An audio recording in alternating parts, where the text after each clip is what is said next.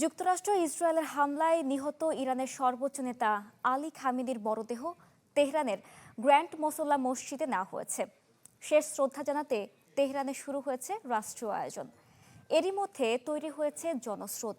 যোগ দিতে শুরু করেছেন দেশি বিদেশি প্রতিনিধিরা। তেহরানের গ্র্যান্ড মোসাল্লা প্রাঙ্গণে জাতীয় পতাকায় মোড়ানো আয়াতুল্লাহ আলী খামেনির কফিন, সাথে রাখা জ্যেষ্ঠ কন্যা জামাতা ও 14 বছর বয়সী নাতনি। নতুন সর্বোচ্চ নেতা আয়াতুল্লাহ মুজতবা খামেনির স্ত্রীর কফিনও। 28 ফেব্রুয়ারি যুক্তরাষ্ট্র ইসরায়েলের যৌথ হামলায় সর্বোচ্চ নেতা ও পরিবারের সদস্যদের মৃত্যুর পর এই প্রথম প্রকাশ্যে আনা তাদের কফিন দেখে শোকে বিহ্বল হয়ে পড়েন দেশের শীর্ষ নেতৃত্ববৃন্দরা। শ্রদ্ধা জানাতে দেখা যায় বাংলাদেশ সহ বিভিন্ন দেশ থেকে যাওয়া সরকারি ও রাজনৈতিক ব্যক্তিবর্গকেও। গ্র্যান্ড মোসাল্লার বাইরেও জড়ো হয়েছেন হাজারো মানুষ। কারো হাতে ইরানের পতাকা, কারো বুকে খামেনির ছবি। কেউ কাঁদছেন, কেউ প্রার্থনায় মগ্ন, কেউ আবার স্লোগানে মুখর করছেন রাজপথে।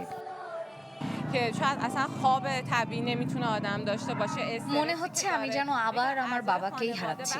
বুকের ভেতরটা ভীষণ ভারী লাগছে, তাই ঘরে থাকতে পারিনি, মানুষের মধ্যে এসেছি। এতে কিছুটা হলেও মনে হয় কষ্ট কমতে পারে। তেহরানের পথে পথে বসানো হয়েছে মুষ্টিবদ্ধ হাতের প্রতীক সংবলিত ব্যানার ও ভাস্কর্য। জনগণকে বার্তা দেওয়া হয়েছে ইসলামী প্রজাতন্ত্রের সমর্থনে ঐক্যবদ্ধ হওয়ার। দেয়া হয়েছে কড়া নিরাপত্তা। শনিবার তেহরান থেকে শুরু হবে খামেনির শেষ যাত্রা।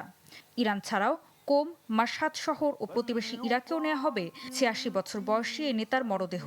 1989 সালে আয়াতুল্লাহ রুহুল্লাহ খামেনির জানাজার মতোই এবারও বিপুল সমাগমের মাধ্যমে সরকারের প্রতি জনসমর্থন প্রদর্শনের চেষ্টা করছে তেহরান। বিশ্লেষকদের মতে এই আয়োজন একদিকে সরকারের অভ্যন্তরীণ অবস্থানকে শক্তিশালী করবে, অন্যদিকে যুক্তরাষ্ট্রের সঙ্গে যুদ্ধ পরবর্তী স্থায়ী সমঝোতার আলোচনায় এবং হরমুজ প্রণালীকে ঘিরে কৌশলগত অবস্থানেও প্রভাব ফেলতে পারে।